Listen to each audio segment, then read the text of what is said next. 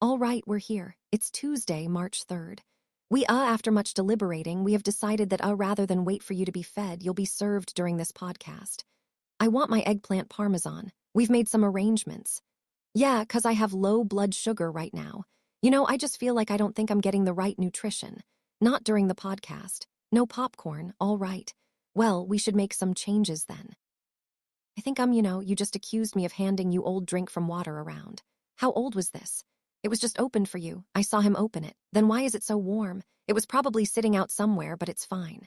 No one's poisoning you. Okay, all right. Here we go. Popcorn's here if you need it. Eggplant parmesan being cooked up in the kitchen. All right. Big show today. You were reunited with your former co-host, Elisabeth. Elisabeth Hasselbeck. Lizzie to you.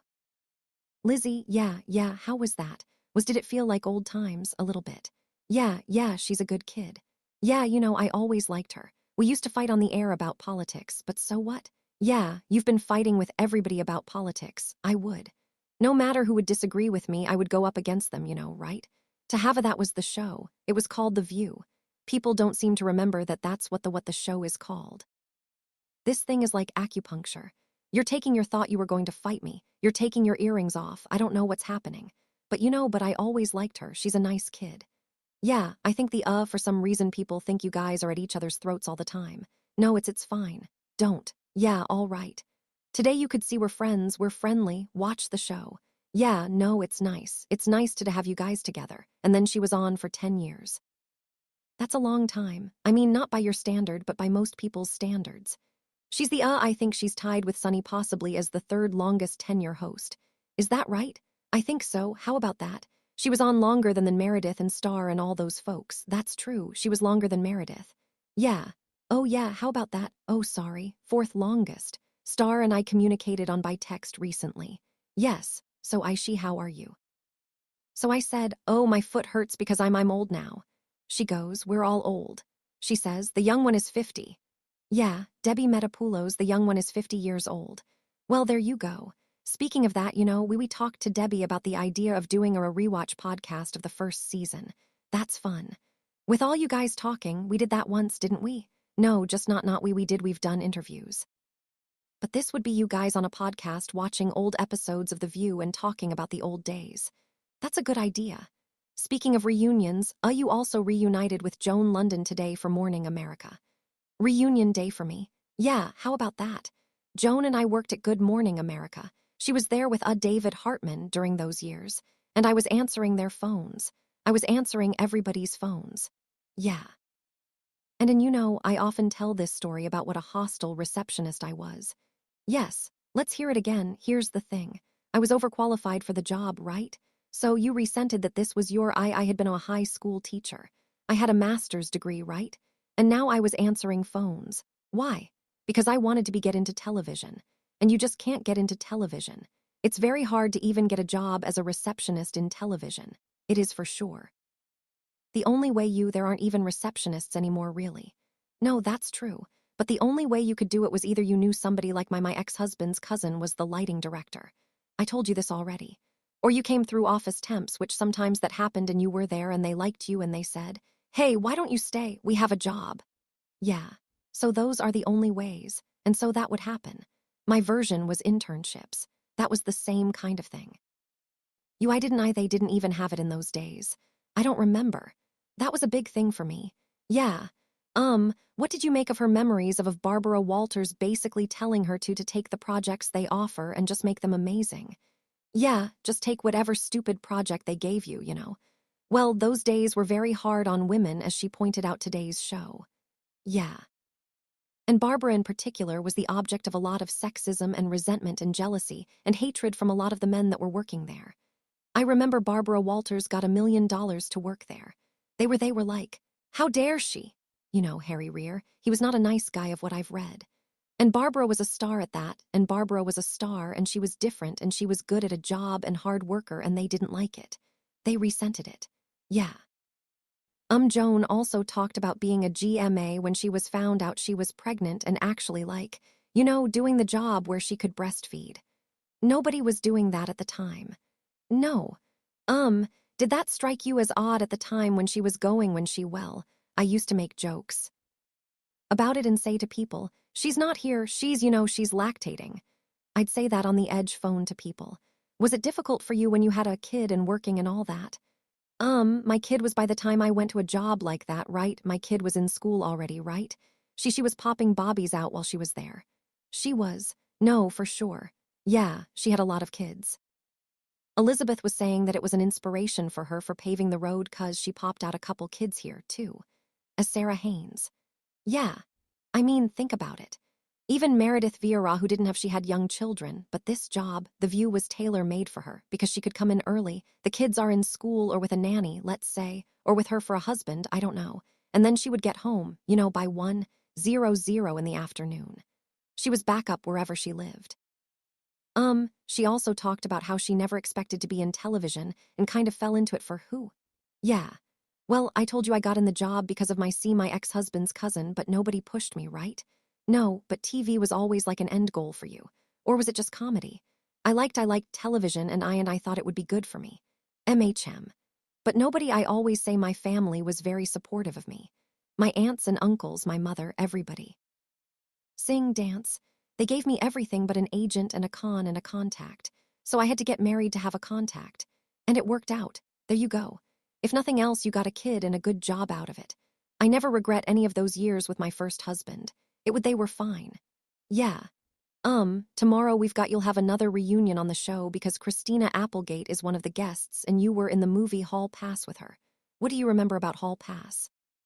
Well, I was doing a show on HLN, and I got a call from the Farrelly brothers saying that they had to have me to play a shrink in this movie Hall Pass. You had a nickel for every time you got a phone call from a man who said he had to have you, right? I mean, come on. Oh, I would be so rich.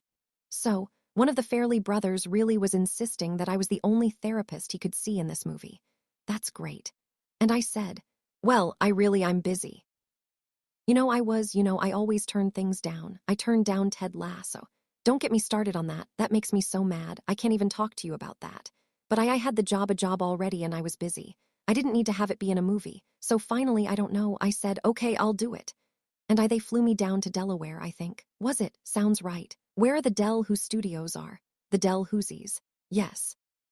And Christina Applegate and I and another couple of girls, we did the scene where we walked down the street and I talked about what a hall pass was. I'm the center of the movie. Yes. How you get a hall pass every once in a while in your marriage and she was a lovely girl. She's been through hell. Yeah. No, that book is when I think about what she went through and how she is a star, No, she was a big fixture in pop culture for me growing up, too. I love movies and everything else and yeah, but she had MS and breast cancer and was abused as a child. This girl has been through hell and because of her talent and her intelligence and her stick-to-itiveness, she's a star. She persevered. Yeah, and she's an absolute star. I'm in awe of her. Yeah, me too, all right. Some of our viewers are in awe of you and they want some advice. They like advice. I'm good at that. You're very good at that. You're good at many things, but you're good at that for sure. I'm not that good at everything. I can't play the violin. Really? Yeah, my daughter takes violin. She can't play it either, but she tries.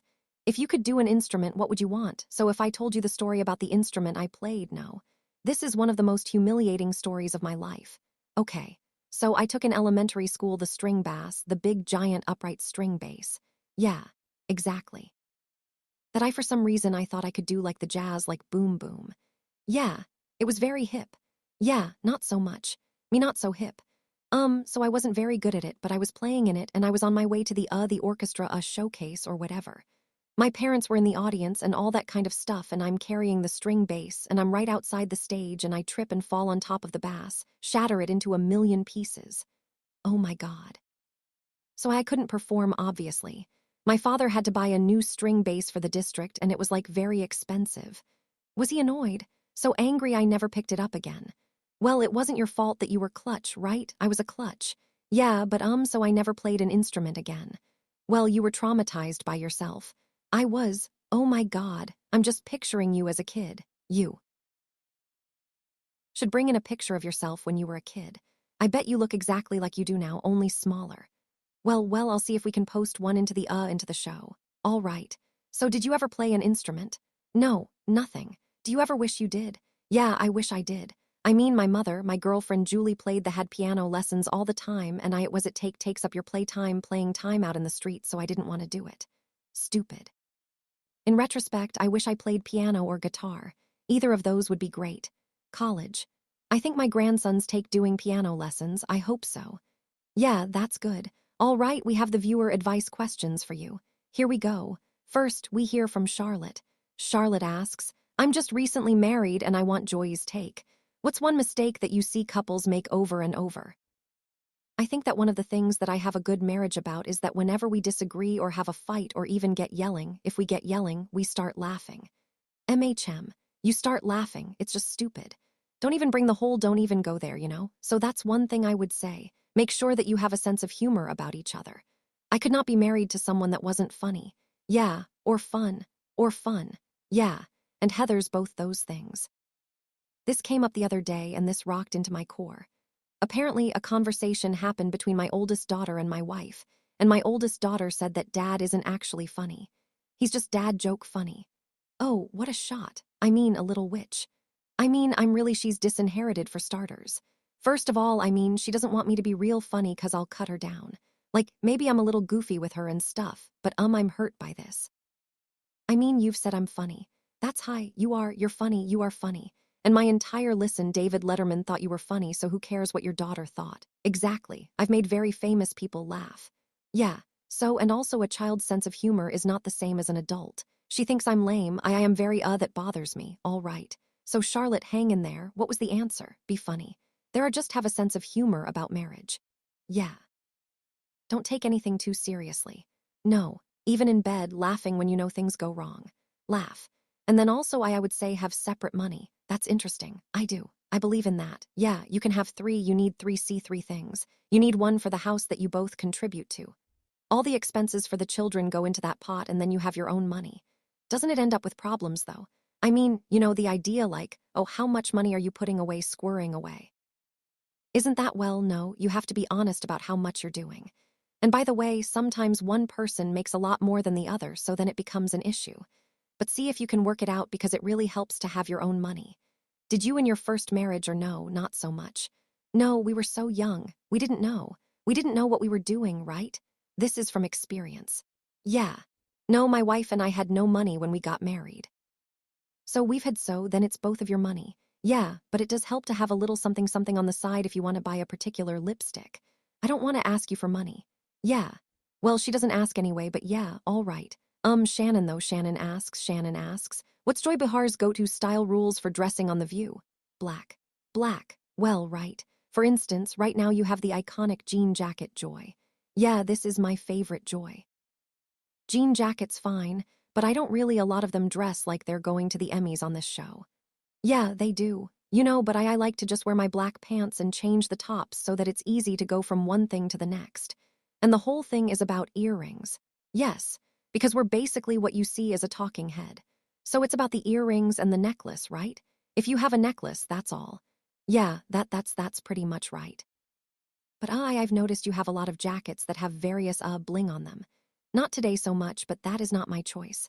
That's Fran Taylor picks out. People seem to like it though. People seem to like it. Whatever, yes, I'm a simple girl with a simple wardrobe, okay. We have another question from Angel. Okay, Angel asks, you've talked about marriage and relationships for years. What myths about marriage and relationships do you think people need to let go of? Myths.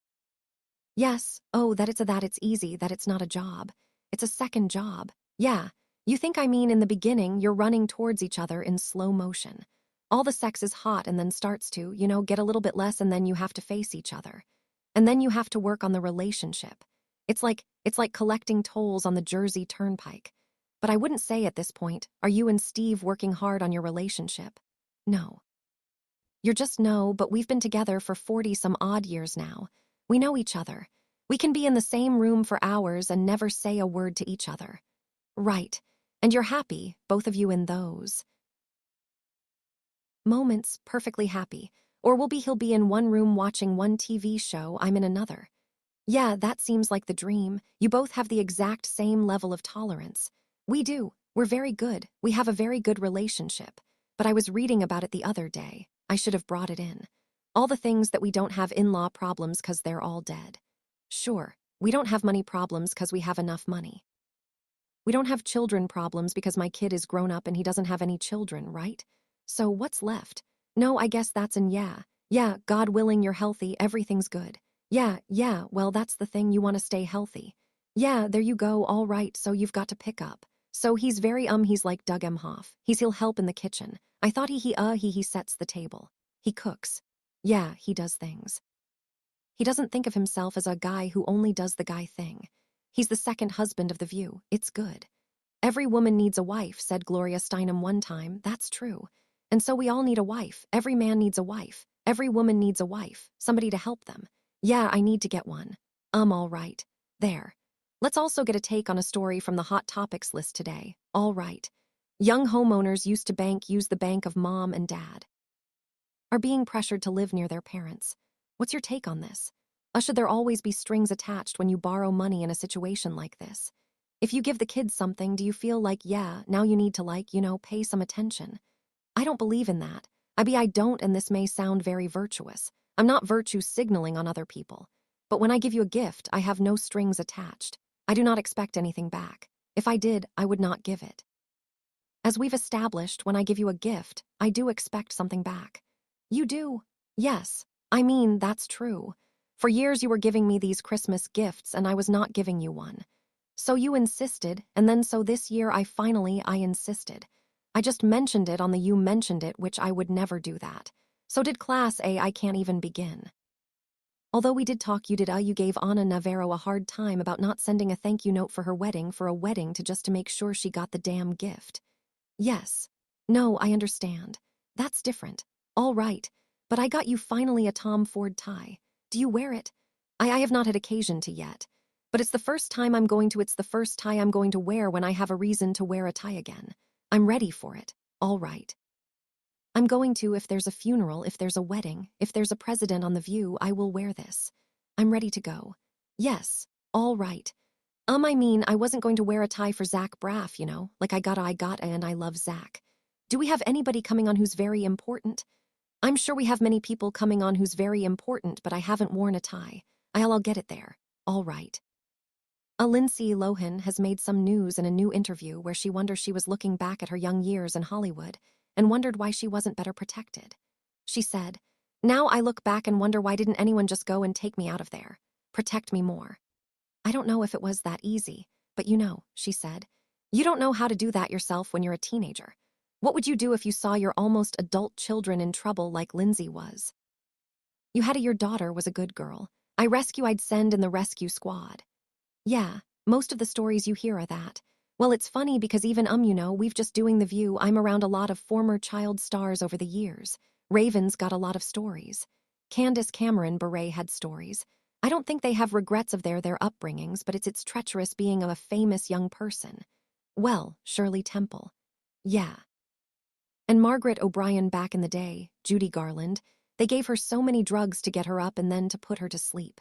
Mickey Rooney, all those kids stars, they had a hard time. Yeah, no. Well, they've been there are laws now to protect children because of all that.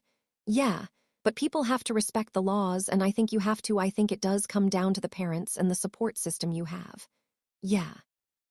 If the parents know about it, and if they're not so poverty-stricken that they need that money so badly that they'll let the kid go in harm's way.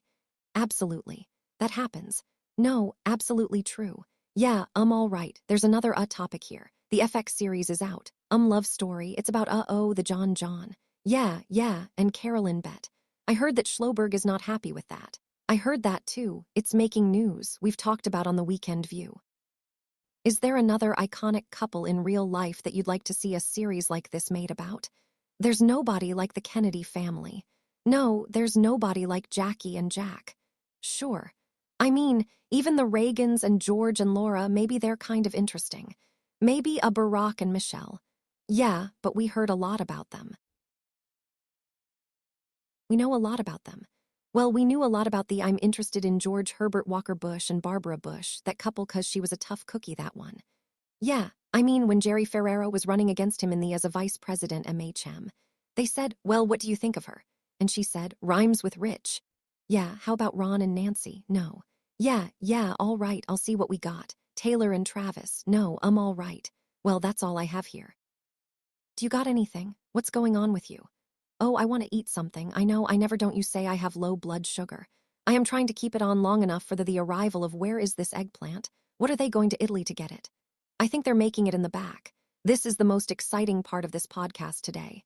The arrival of the you can't have me do this on an empty stomach. I just can't. It's here. This normally we wouldn't have a post-tape in between. Thank you, sweetheart. All right. Thank you for joining me today, Joy. Tomorrow I'm back on the podcast with Elisabeth Hasselbeck. That's going to be interesting. All right. Thank you, guys. We'll see you tomorrow.